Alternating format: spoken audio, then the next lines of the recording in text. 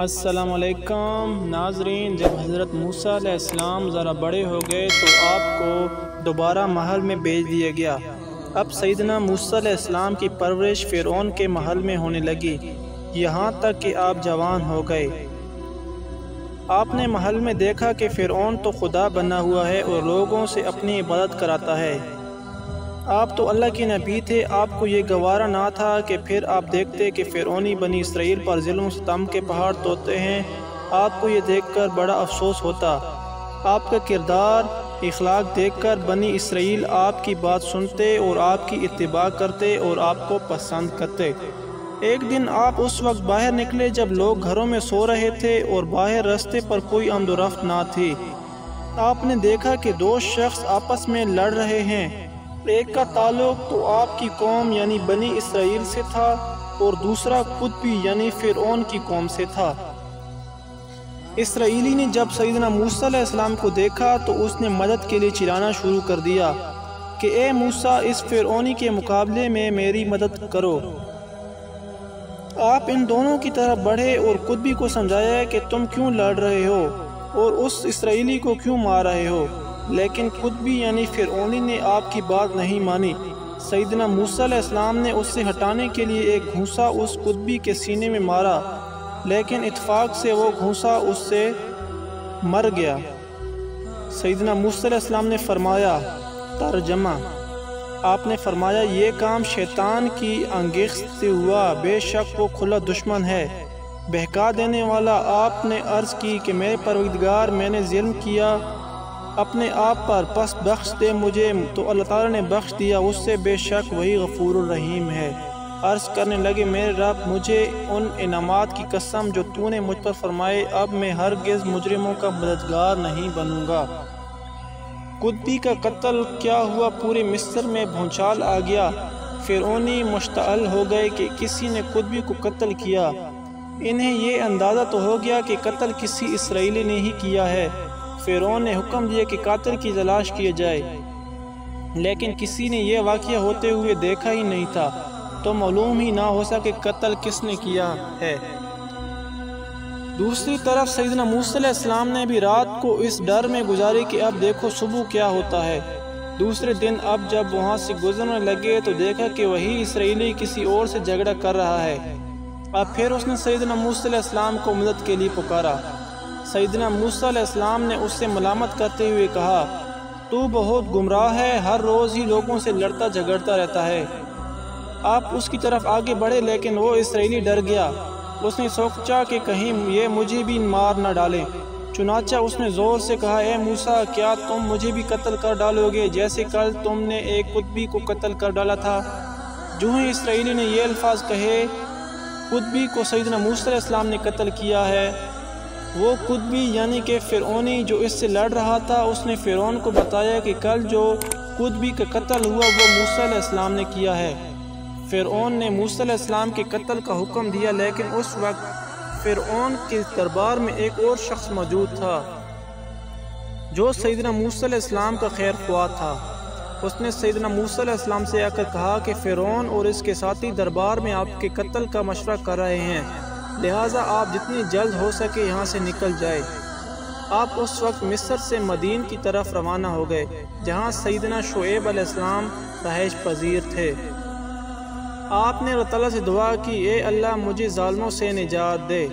اب مدین سیدنا شعیب علیہ السلام کی سرزمین پر جا پہنچے۔ آپ نے دیکھا کہ ایک کنویں پر بہت سارے لوگ جمع ہیں اور اپنے اپنے جانوروں کو پانی پلا رہے ہیں، اور سب اس کوشش میں تھے کہ سب سے پہلے وہ خود پانی پی لیں اور پھر اپنی بکریوں کو پلائیں۔ کنویں سے کچھ فاصلے پر دو لڑکیاں کھڑی تھیں، ان کے پاس بھی بکریاں تھیں، لیکن ہجوم اتنا زیادہ تھا کہ وہ انہیں آگے نہیں بڑھنے دیتا۔ سیدنا موسیٰ علیہ السلام نے ان لڑکیوں سے پوچھا کہ تمہارا معاملہ کیا ہے؟ تم کیوں اپنی بکریوں کو پانی نہیں پلا رہی ہو؟ انہوں نے کہا، ہمارے والد بہت بوڑھے ہو چکے ہیں، لہٰذا ہمیں یہاں کنویں پر آنا پڑتا ہے، اور اس ہجوم میں گھسنا ہمارے لیے بس کی بات نہیں، اور جب یہ لوگ یہاں سے اپنے جانوروں کو پانی پلا کر ہٹ جائیں گے تب ہم پانی پلائیں گے۔ لوگوں نے اپنے جانوروں کو پانی پلایا، اور جب وہ پانی پلا لیا کرتے تھے تو کنویں کو ایک بھاری پتھر سے ڈھک دیتے تھے، لہٰذا وہاں کے باشندوں نے اپنے مویشیوں کو پانی پلا کر کنویں کو ڈھک دیا اور وہاں سے چلے گئے۔ آپ نے ان لڑکیوں کی بکریوں کو کنویں کی طرف ہانکا اور وہ پتھر جس سے کنویں کو ڈھکتے تھے اکیلے ہی ہٹا دیا، حالانکہ وہ پتھر 10 آدمی مل کر ہٹاتے تھے۔ سیدنا موسیٰ علیہ السلام نے بکریوں کو پانی پلا دیا، لڑکیوں نے آپ کا شکریہ ادا کیا اور اپنے گھر کی جانب روانہ ہو گئیں۔ یہ دونوں لڑکیاں سیدنا شعیب علیہ السلام کی شہزادیاں تھیں۔ آج جب یہ جلدی گھر واپس آ گئی تو ان کے والد نے ان سے پوچھا کہ آج تم جلدی کیسے آ گئیں؟ انہوں نے کہا، آج ایک نیک اور طاقتور شخص نے ہماری بکریوں کو پانی پلایا اور وہ پتھر جو 10 آدمی مل کر ہٹاتے تھے اس نے اکیلے ہٹا دیا۔ تب اس کے والد نے کہا کہ تم جاؤ اور اس نیک شخص کو بلاؤ۔ سیدنا شعیب علیہ السلام کی شہزادیاں شرم و حیا کا پیکر تھیں اور چلنے پھرنے اور بات کرنے کے انداز سے بھی حیا ٹپک رہی تھی۔ ان میں سے ایک نے سیدنا موسیٰ علیہ السلام کی خدمت میں حاضر ہو کر کہا کہ آپ کو میرے والد بلا رہے ہیں اور آپ کو اس کی مزدوری دیں گے جو آپ نے ہماری بکریوں کو پانی پلایا ہے۔ سیدنا موسیٰ علیہ السلام نے اس سے لیے تو پانی نہیں پلایا تھا کہ اجرت طلب کریں گے، بلکہ یہ تو محض اللہ تعالیٰ کی رضا کے لیے انہوں نے لڑکیوں کی مدد کی تھی۔ اس کے باوجود آپ اس لڑکی کے والد سے ملاقات کے لیے چل دیے۔ جب گھر پہنچے تو سیدنا شعیب علیہ السلام نے آپ کے حالات پوچھے کہ تم کون ہو، کہاں سے آئے ہو؟ آپ نے تمام واقعات سنائے۔ سیدنا شعیب علیہ السلام نے تمام واقعات سن کر فرمایا، ترجمہ، ڈریے نہیں، آپ بچ گئے ظالموں سے۔ سیدنا شعیب علیہ السلام اور سیدنا موسیٰ علیہ السلام گفتگو کر رہے تھے تو سیدنا شعیب علیہ السلام کی ایک شہزادی نے اپنے والد سے کہا، بابا جان، آپ انہیں مزدوری پر رکھ لیں، بے شک بہتر نوکر وہ ہے جو طاقتور بھی ہو اور امانت دار بھی ہو، اور یہ دونوں خوبیاں ان کے اندر موجود ہیں۔ لڑکیوں کو جب آپ کی طاقت کا اندازہ ہوا تو اس سے ہو گیا تھا جب آپ نے پتھر اکیلے ہٹا دیا تھا۔ سیدنا شعیب علیہ السلام کو اپنی بیٹی کا مشورہ پسند آیا تو انہوں نے سیدنا موسیٰ علیہ السلام سے فرمایا، میں چاہتا ہوں آپ میری ایک بیٹی سے نکاح کر لیں، تم میں مہر کے بدلے 8 سال تک میری یہاں خدمت کرو، اور اگر 10 سال تک کرو تو یہ تمہاری طرف سے ہے، میں تمہیں مشقت میں نہیں ڈالنا چاہتا، اللہ تعالیٰ نے چاہا تو تم مجھے نیک لوگوں میں پاؤ گے۔ حضرت شعیب علیہ السلام نے کہا، یہ میرے اور تمہارے درمیان معاہدہ ہے اور ہمارے اس معاہدے پر اللہ تعالیٰ نگہبان ہے۔ اس کے بعد سیدنا موسیٰ علیہ السلام کا سیدنا شعیب علیہ السلام کی شہزادی سے نکاح ہو گیا اور آپ ان کے پاس 10 سال تک خدمت کرتے رہے۔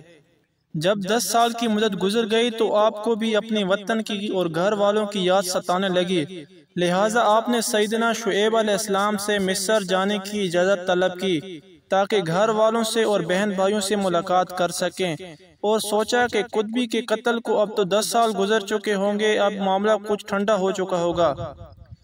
جب سیدنا شعیب علیہ السلام نے بھی وعدے کے مطابق جانے کی اجازت دے دی، آپ وہاں سے نکلے تو راستے میں ایک وادی سے گزرے، ٹھنڈ پڑ چکی تھی تو آپ نے رات وہیں بسر کرنے کا سوچا، اور آپ اپنی اہلیہ جو کہ سیدنا شعیب علیہ السلام کی شہزادی تھی سے کہا کہ تم یہاں رکو، سامنے آگ کی روشنی نظر آ رہی ہے، اس سے کچھ آگ لے کر آتا ہوں تاکہ ہاتھ تاپتے کا انتقام ہو جائے، تاکہ کچھ سردی کم ہو جائے۔